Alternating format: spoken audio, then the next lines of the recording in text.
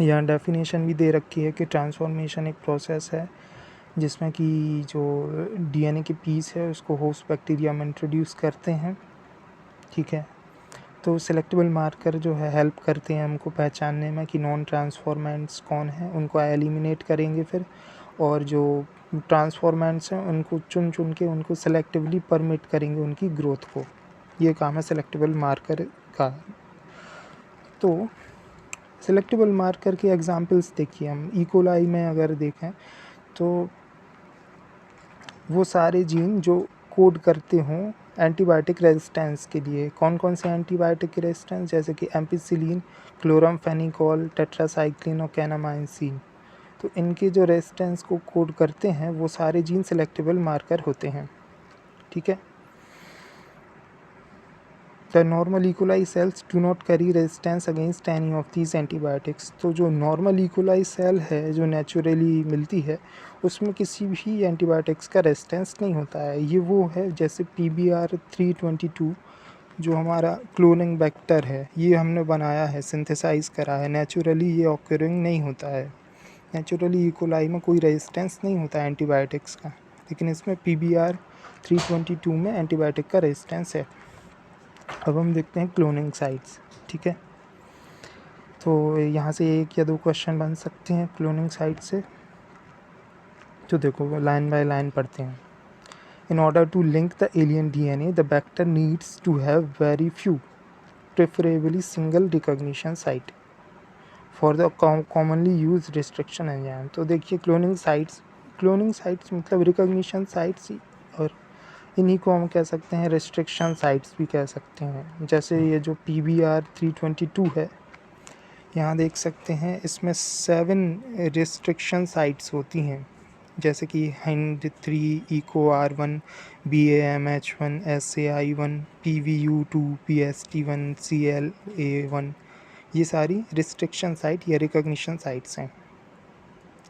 तो अगर देखो, अगर presence of more than one recognition site, एक से ज़्यादा रिकॉग्निशन साइट्स अगर हैं, जैसे कि इसमें देख रहे हो 7 रिकॉग्निशन साइट्स हैं वेक्टर में, तो उससे क्या होगा, फ्रेगमेंट्स कई सारे बन जाएंगे उसके वेक्टर के, मतलब टुकड़े टुकड़े में वो वेक्टर टूट जाएगा अगर एक से ज़्यादा इसकी रिकॉग्निशन साइट्स हुई तो, और इससे कॉम्प्लिकेशन आ जाएगी जीन क्लोनिंग में। तो हम चाहते हैं कि सिंगल रिकॉग्निशन साइट्स हो या कम से कम हो, ठीक है।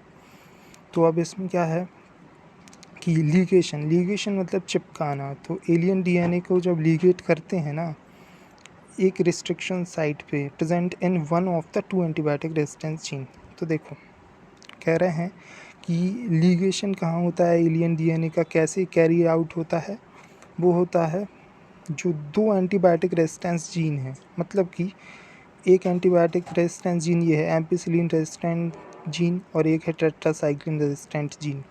तो इनमें से दो में से किसी एक की एंटीबायोटिक रेजिस्टेंस जीन की रिस्ट्रिक्शन साइट पर लीगेशन होने वाला है एलियन DNA का, यानी कि जो फॉरेन पीस ऑफ DNA है उसको हम यहाँ पे लीगेट करेंगे दो में से किसी एक रेजिस्टेंट साइट पे। अब देखो यहाँ पे एक एग्जांपल दिया है, for example you can ligate foreign DNA at the BAMH1 site of tetracycline resistance gene in the vector PBR322. For example अगर हमने फॉरेन DNA को लाए और BAMH1 site of tetracycline resistance gene पर इसको लीगेट कराए, तो क्या होगा, recombinant plasmid will loss tetracycline resistance. ये जो रिकॉम्बिनेंट प्लाज्मिड हैं उनमें टेट्रासाइक्लिन रेजिस्टेंस अब नहीं होगा। अच्छा, इसको हम समझते हैं डायग्राम बना के।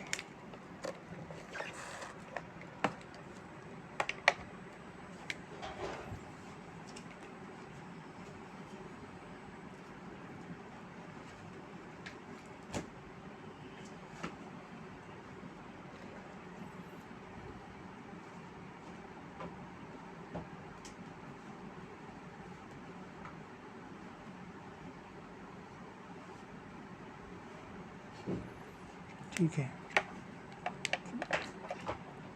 ये है हमारा PBR322 प्लाज्मिड वेक्टर।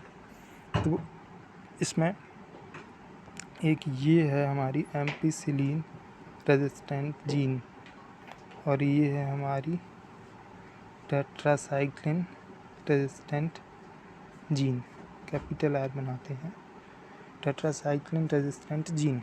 तो इसमें क्या है, हम बोल रहे हैं फॉर एग्ज़ाम्पल जो BAMH1 है, इसकी रिकॉग्निशन साइट पे हमने फॉरेन DNA को अटैच करा। तो फॉर एग्ज़ाम्पल इसको हम दूसरे कलर से बनाते हैं, जैसे ये है फॉरेन DNA, ये है फॉरेन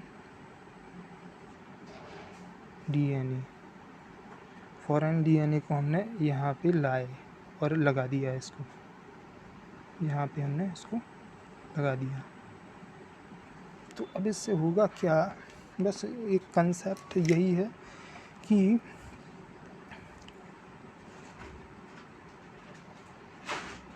जो रिकॉम्बिनेंट प्लाज्मिड है वो टेट्रासाइक्लिन रेजिस्टेंट को लॉस कर जाएगा due to insertion of foreign DNA। जैसे ही फॉरेन DNA यहाँ पे आया तो इसमें BAMH1 वाली साइट पर टेट्रासाइक्लिन रेजिस्टेंट वाले जो जीन है वो क्योंकि डिसकंटिन्यूड हो गया, क्योंकि इसका जो साइकिल थी वो इंटरप्ट हो गई, तो यहाँ से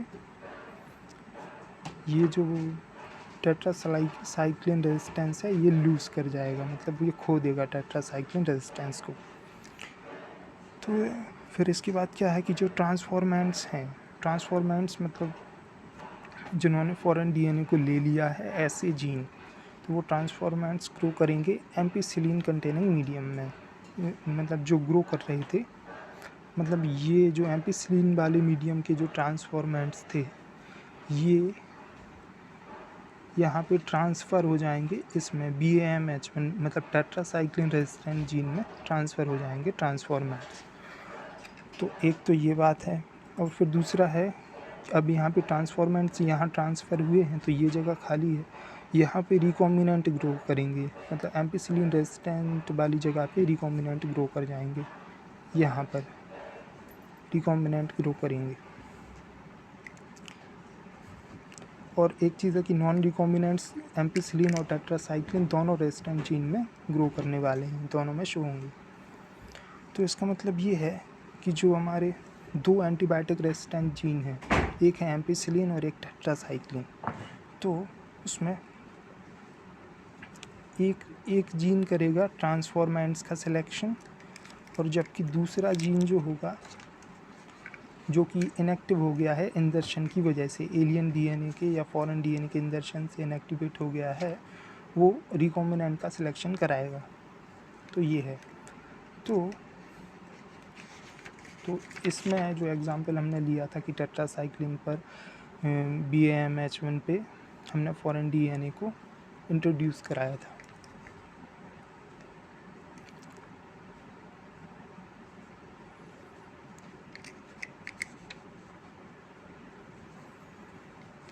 तो ये जो टेट्रासाइक्लिन रेजिस्टेंट जीन है ये कराएगा ट्रांसफॉर्मेंट्स का सिलेक्शन, और जबकि एम्पिसिलिन रेजिस्टेंट जीन है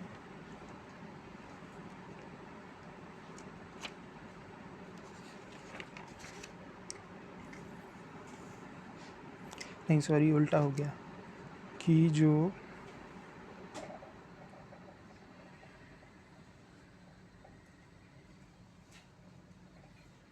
एंटीबायोटिक रेजिस्टेंस जीन है वो हेल्प कराएगा ट्रांसफॉर्मेंट्स का सिलेक्शन में, मतलब यही था टेट्रासाइक्लिन रेजिस्टेंट जीन, यही इसी पे हमने लगाए थे। तो ये क्या कराएगा, ट्रांसफॉर्मेंट्स का सिलेक्शन कराएगा, क्योंकि ट्रांसफॉर्मेंट यहाँ पे ट्रांसफ़र हुए हैं। और दूसरा वाला जो एंटीबायोटिक रेजिस्टेंट जीन है, मतलब जो एम्पिसिलिन बचा है, यहाँ पर क्या होगा, रिकॉम्बिनेंट्स का ये सिलेक्शन कराएगा। और रिकॉम्बिनेंट्स का सिलेक्शन कराएगा कैसे, इनएक्टिवेटेड ड्यू टू इंजर्शन की वजह से जो इनएक्टिवेट हो गया है। तो अब अच्छा इसमें क्वेश्चन देखते हैं, दो या तीन क्वेश्चंस आए हैं अभी तक, क्वेश्चन देखते हैं।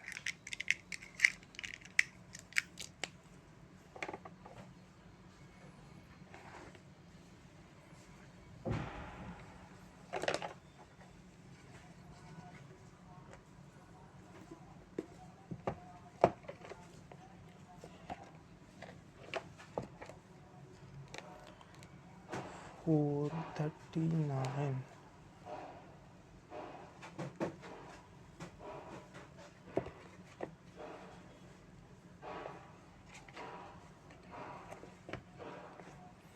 देखिए बहुत ही इजी क्वेश्चन आए हैं, मतलब जो आए हैं 2019 का क्वेश्चन है। The two antibiotic resistance genes on vector PBR322R4। तो ये एंटीबायोटिक रेजिस्टेंस जीन किसके लिए थे? तो कौन से एंटीबायोटिक के लिए है? अभी तक हम पढ़ रहे थे एम्पिसिलिन और टेट्रासाइक्लिन, तो बस यही इसका आंसर है बी। तो ये क्वेश्चन आया बहुत ही ईजी। फिर एक क्वेश्चन है